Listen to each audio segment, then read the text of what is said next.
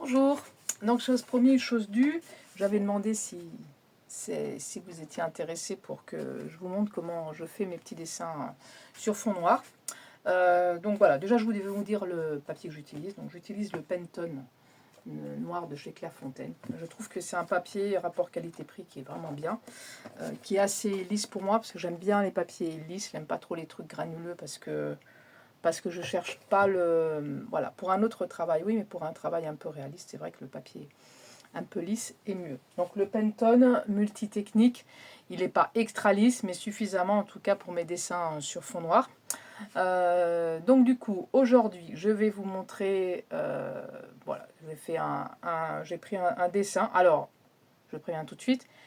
Comme je ne voulais pas prendre une référence sur Internet, même d'une photo qui existe déjà, j'ai demandé à l'IA. J'ai demandé à l'IA de me faire, voilà, de me faire deux loups, hein, un couple de loups, et de mettre un trait lumineux autour.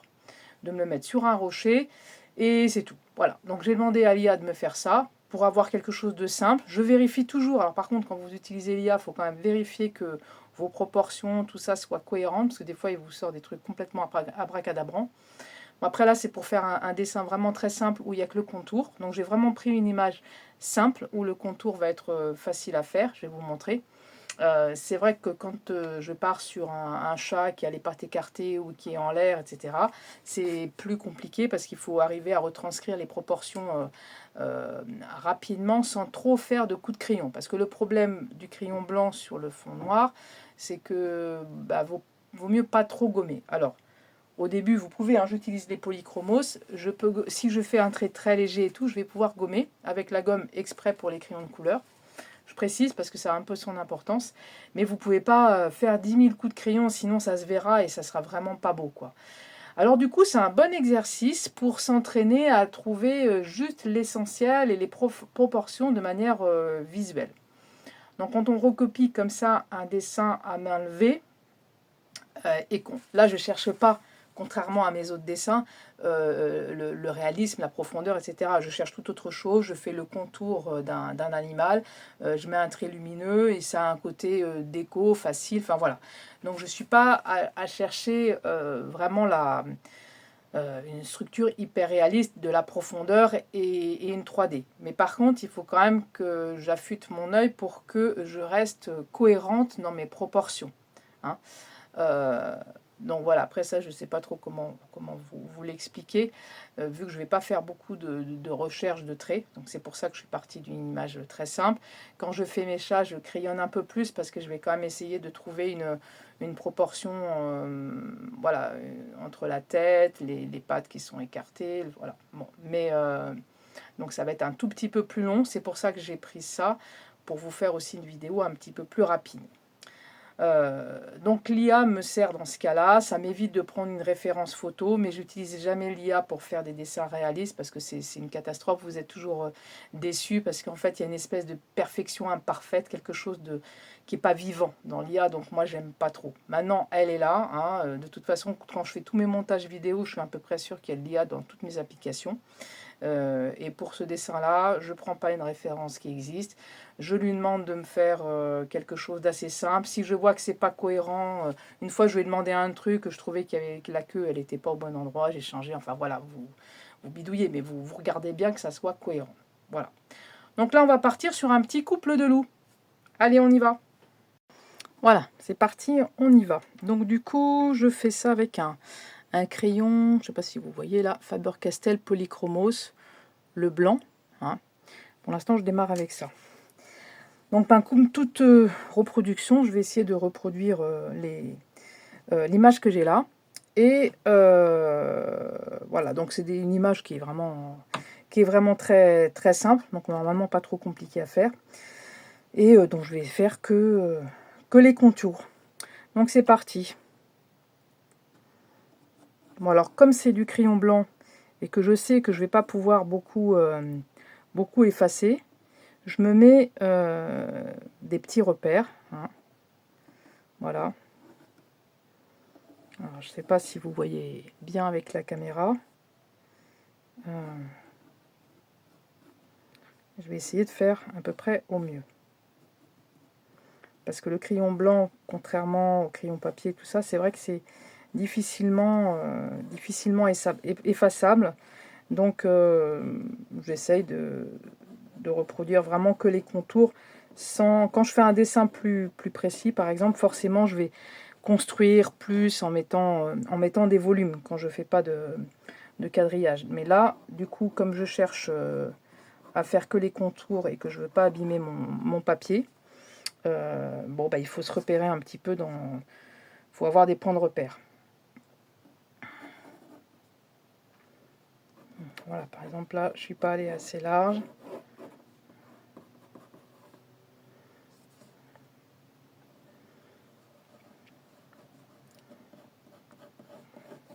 Bon, après, quand je fais ce genre de dessin là, je suis moins exigeante, on va dire, sur la reproduction exacte.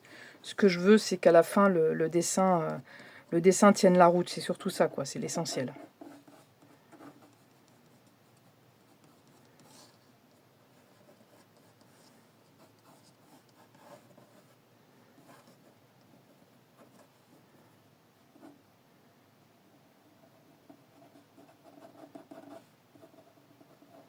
Voilà. J'essaye de le faire très légèrement parce que si je suis légère, je peux gommer un petit peu le crayon blanc. Hein. Mais si j'y vais trop fort, ça va être plus compliqué. Donc je fais la forme un petit peu générale. J'essaye de voir si à peu près ça tient la route. Alors je me donne quand même des repères dans les proportions. Là, on voit quand même que le dessin, il est en 3 parties. 1, 2 et 3. J'essaye aussi de voir les parallèles que je vais avoir. Hein. Là, par rapport comment il est posé sur la pierre et comment vont être l'arrière de ses cuisses. Donc je suis à peu près parallèle sur ça.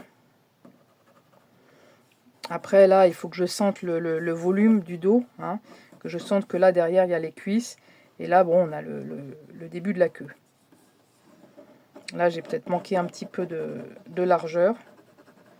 Donc voilà, j'élargis. Voilà. Et après, je place le deuxième à côté. Certainement sa petite copine, on va dire. Voilà. Je me donne des repères visuels, des diagonales, pour voir un peu comment... Après, c'est vrai que, en fait, ça fait travailler quand même l'observation, en essayant de donner l'essentiel. Donc du coup, je trouve que c'est quand même un bon exercice. Par exemple, là, je suis trop haute. Donc bon, je vais pouvoir gommer un petit peu. Voilà, donc si vous passez très léger avec le polychromose, vous pouvez gommer. Parce qu'à la fin, on va appuyer. Et quand on appuie, après, c'est fini. Vous pouvez plus reprendre. Hein. Donc il faut que je trouve que je situe le bas des oreilles par rapport à là. Voilà. Et le haut des oreilles va arriver un peu ici.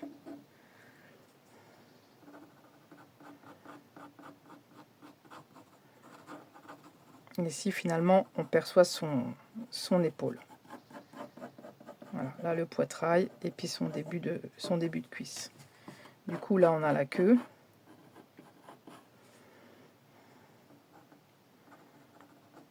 Donc là, pour l'instant, en premier, je fais des petits triangles pour les oreilles. Il y a très peu d'espace, hein, en fait, vous voyez, entre les deux oreilles. Et après, ça remonte.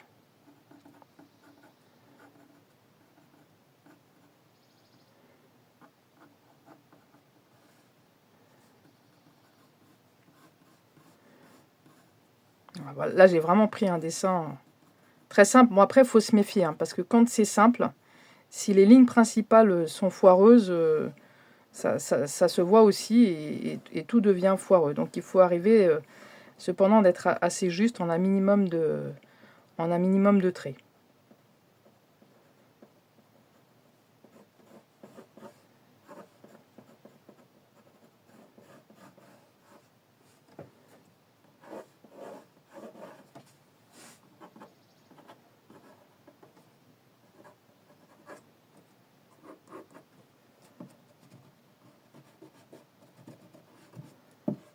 Donc voilà, là on a l'idée principale qui est posée. Donc j'enlève un maximum de traits, de petits traits qu'il y aurait pu y avoir à l'intérieur. Et du coup, là, je vais avancer plus dans le dessin. Donc je vais un peu plus appuyer et je vais repréciser mes formes.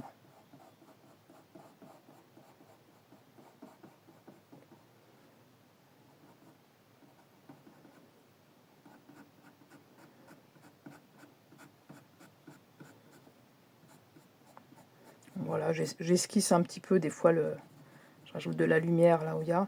Après, tout ça, c'est complètement factice, hein. La lumière, elle n'existe pas comme ça, hein. C'est moi qui ai décidé de faire comme ça, mais c'est pas du tout... en fait, c'est pas réaliste. C'est vraiment... ouais, c'est un peu du... Je sais pas, oui, du dessin déco, mais... bon, en même temps, j'aime bien, ça me change, parce que quand je fais quand je me lance sur un projet qui est très compliqué, qui est long, qui est fastidieux, bah là, comme le porc-épic, bah, c'est vrai que ça me repose un petit peu le mental, ça me repose un petit peu de faire quelque chose de, voilà, de simple, qui est pas désagréable, et puis qui donne son petit effet visuel à la fin, quoi.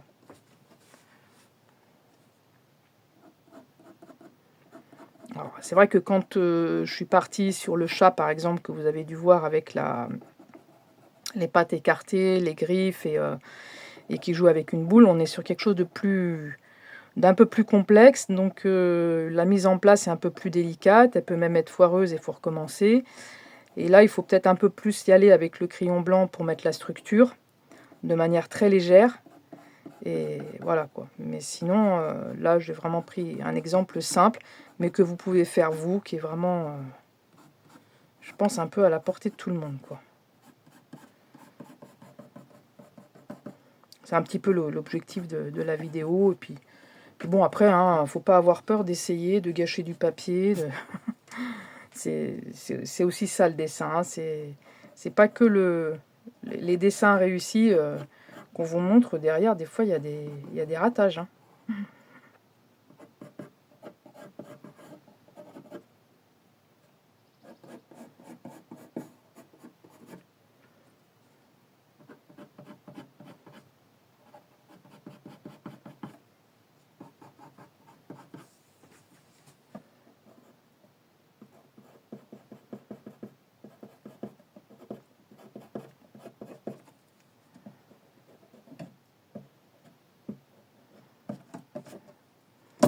Alors pour les gommes, quand vous utilisez des crayons de couleur polychromos, il faut acheter les gommes qui vont avec. Il y a vraiment une différence, hein. Moi, c'est des gommes exprès pour le crayon de couleur. Et c'est pas la même chose que celle pour le crayon graphite. J'avoue qu'il y a une différence quand vous gommez, hein.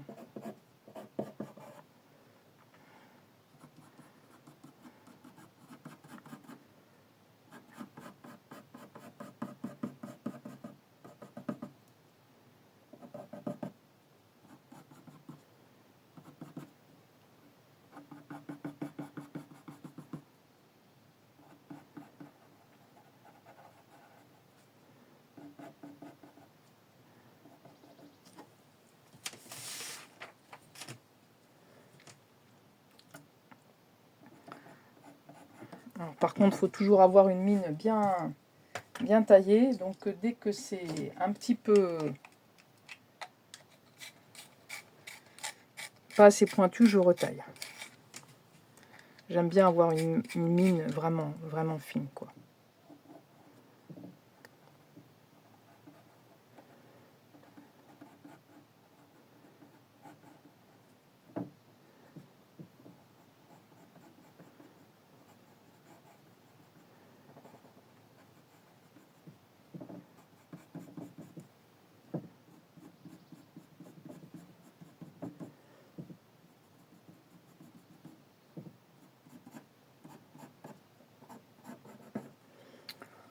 Bon voilà, puis bah, comme c'est un petit peu des loups au clair de lune, bon déjà on va faire peut-être un petit peu la montagne là derrière.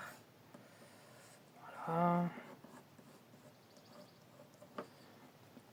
Et puis bon, on peut peut-être rajouter la lune, ça serait sympa.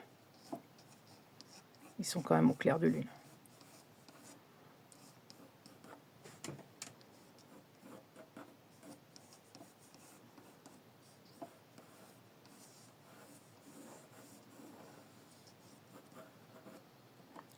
très...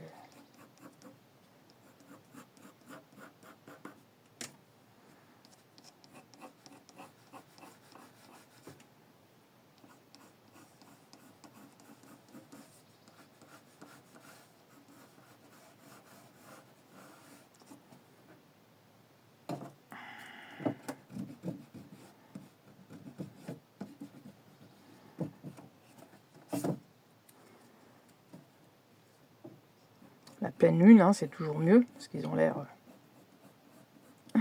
de deux loups, d'un couple de loups à la pleine lune.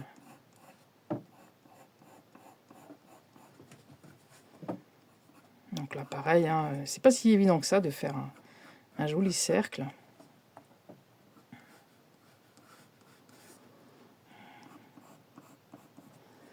Voilà, là, ce qui peut être sympa, c'est peut-être de rajouter un peu de nuages ou de brume qui passe.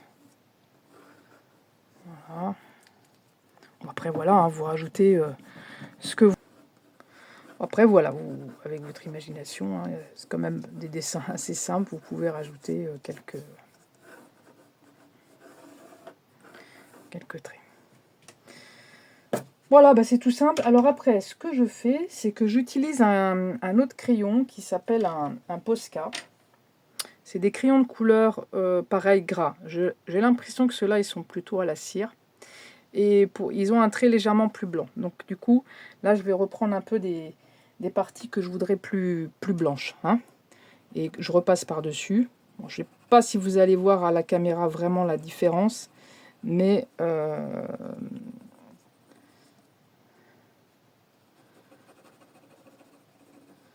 on va marquer un petit peu la lune.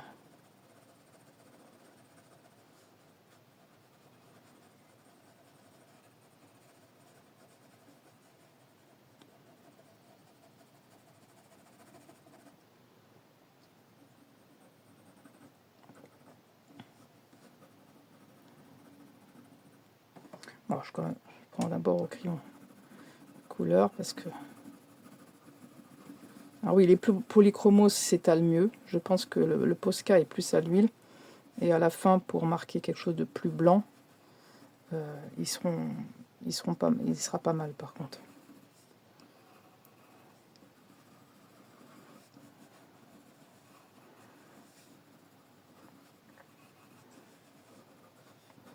Voilà, alors, je n'ai pas été vérifier si la face de la lune, elle était vraiment comme ça, mais...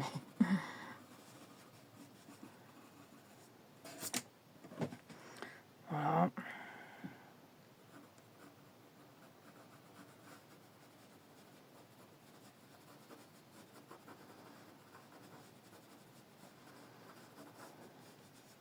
Par exemple, le chat que j'avais fait, qui n'allait pas être écarté, là dont je vous parlais tout à l'heure, il n'y avait pas de petite souris. J'ai rajouté une petite souris pour que ça soit plus sympa. Bon, quelqu'un m'a dit, oh la pauvre petite souris, mais non, mais la souris, elle court plus vite que le matou, on va dire. Hein.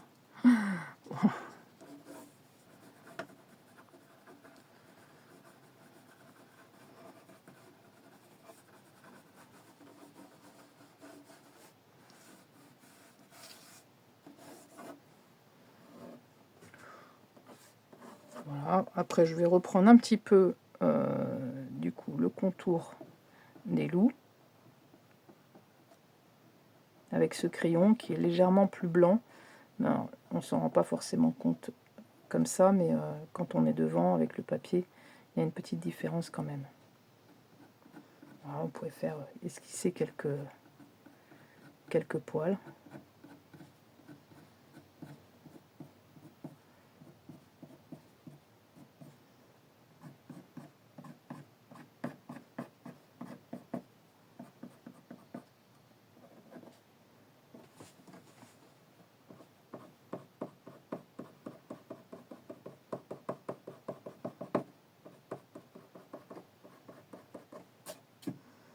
À vous de voir aussi hein, ce que vous voulez marquer à l'intérieur ou pas. Là, je trouve qu'il n'y a pas besoin de rajouter à l'intérieur, mais des fois, à l'intérieur, par exemple pour les chats, j'ai rajouté un petit peu les yeux. Bon, là, ils sont de dos, donc il n'y a pas de problème. Et mais si vous voulez mettre l'accent sur d'autres choses...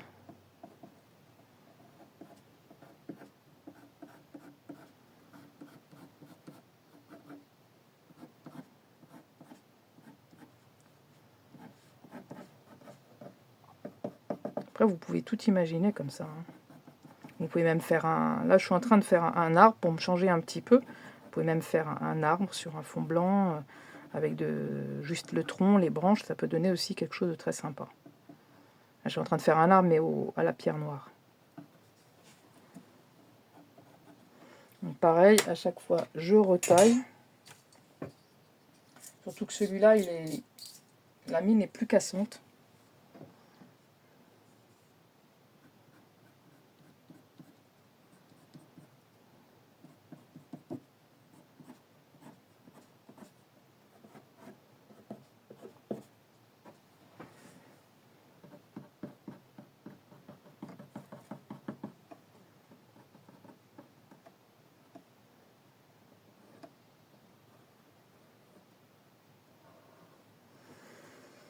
Voilà, bah c'est pas grand chose, c'est rapide et ça fait son petit effet à la fin.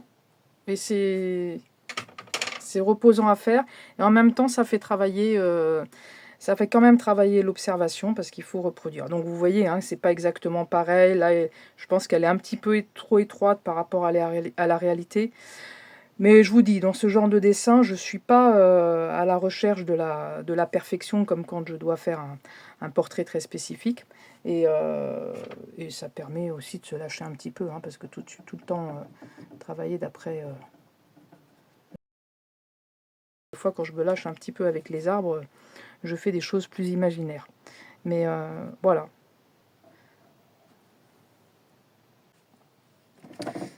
Alors là, j'enlève un petit peu finalement l'intérieur du nuage. Je ne trouvais pas ça très convaincant. Voilà. Bon. Alors des fois, je rajoute plus de lumière sur un côté que de l'autre. Mais là, je le fais pas trop parce que si je veux garder une certaine logique et que la lune elle est en face, j'ai pas à éclairer un côté plus que l'autre. Maintenant, si vous aviez quelque chose, si j'avais décalé peut-être plus la lune sur la droite ou sur la gauche, j'aurais pu peut-être faire un endroit où la lumière était plus prononcée. Mais bon, même si c'est pas complètement réaliste cette histoire, c'est bien de garder une petite cohérence quand même. Donc j'insiste pas trop sur un contour. Mais on aurait pu avoir la lune qui soit plus là et du coup on mettre plus de lumière sur un côté et sur l'intérieur ici. Hein. Voilà, bon, c'est juste pour vous donner un petit exercice comme ça, pour vous donner une idée de ce qu'on peut réaliser de manière assez rapide. Hein. J'ai pas regardé le temps, mais bon, en gros, il faut un quart d'heure. Après, là, c'est vrai, j'ai pris quelque chose de simple. Maintenant, si vraiment ça vous intéresse, eh ben, on verra si plus tard je fais des vidéos plus sur comment on pose les proportions. Voilà, ben, j'espère que cette vidéo vous aura rendu service. J'ai pas trop l'habitude comme... Enfin bon, j'essaye d'expliquer, mais je sais pas si c'est vraiment très clair pour vous à chaque fois que je fais les vidéos. En tout cas, j'espère que ça peut permettre de vous exercer un petit peu, de vous faire plaisir pour réaliser ce genre de dessin. Si vraiment ça vous intéresse, je me disais que... Alors pas cet été parce que j'ai vraiment trop de taf, mais peut-être à la rentrée ou cet hiver... j'essayerai de faire un peu plus des vidéos tutos, mais sur peut-être pour construire un volume. Je vous ai montré le quadrillage, voilà, quand moi je pars dans mes grands trucs et tout, mais on peut aussi, forcément, il faut travailler d'après nature, il faut travailler en recopiant et en s'habituant à recopier des volumes. Donc ça, c'est peut-être que je ferai des vidéos comme ça à la rentrée ou cet hiver pour essayer de vous montrer voilà, des sortes de tutos pour reproduire des dessins. Bon, après, je pense que sur Internet, vous en trouvez. Hein. Mais bon, si ça vous intéresse, dites-le moi quand même dans les commentaires. Et par contre, si je fais ce genre de vidéo et que j'en fais plusieurs pour vous montrer un petit peu toutes mes étapes de dessin, mes différentes techniques, je les mettrai systématiquement sur YouTube et pas forcément sur Facebook.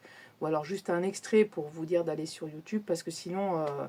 Sinon, c'est trop lourd sur Facebook au bout d'un moment, toutes ces vidéos, quoi. Donc j'ai fait une chaîne YouTube et c'est un peu pour y mettre tout ce genre de vidéos.